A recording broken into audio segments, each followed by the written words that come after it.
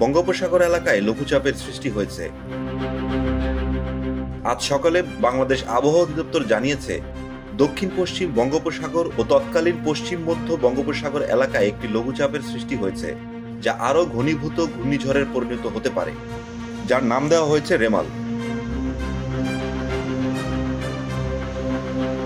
অধিদপ্তরের বুলেটিনে আরও বলা হয়, রাজশাহী ও রংপুর বিভাগের অনেক জায়গায়, ঢাকা, ময়মনসিংহ, সিলেট ও চট্টগ্রাম বিভাগের কিছু কিছু জায়গায় এবং খুলনা ও বরিশাল বিভাগের দু এক জায়গায় অস্থায়ীভাবে দমকা বা ঝড়ো হাওয়া সহ বৃষ্টি বা বজ্রবৃষ্টি হতে পারে।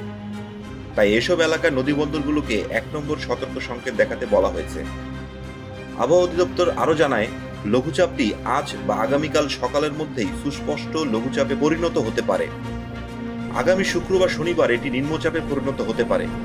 ঘূর্ণিঝড় সৃষ্টির আশঙ্কাও আছে, তবে এখনও তা নিশ্চিতভাবে বলা যায় না। আন্তর্জাতিক আবহাওয়া সংস্থা ওয়ার্ল্ড মেটিওরোলজিক্যাল অর্গানাইজেশন, সংক্ষেপে WMO, 5টি বিশেষ আঞ্চলিক আবহাওয়া সংস্থা RSMCর সঙ্গে সমন্বয় করে 2004 সাল থেকে ঘূর্ণিঝড়ের নামকরণ শুরু করে। RSMC তার সদস্য দেশগুলোর কাছ থেকে নামের তালিকা চেয়ে থাকে। তালিকা পেলে দীর্ঘ সময় যাচাই বাছাই করে সংক্ষিপ্ত তালিকা করে WMOর কাছে পাঠায়। এবার রেমাল শব্দটি ওমান থেকে নেওয়া হয়েছে, এরপর আসবে পাকিস্তানের দেয়া নাম। আবহাওয়াবিদরা বলছেন, রেমাল একটি আরবি শব্দ, এর নামের অর্থ বালু।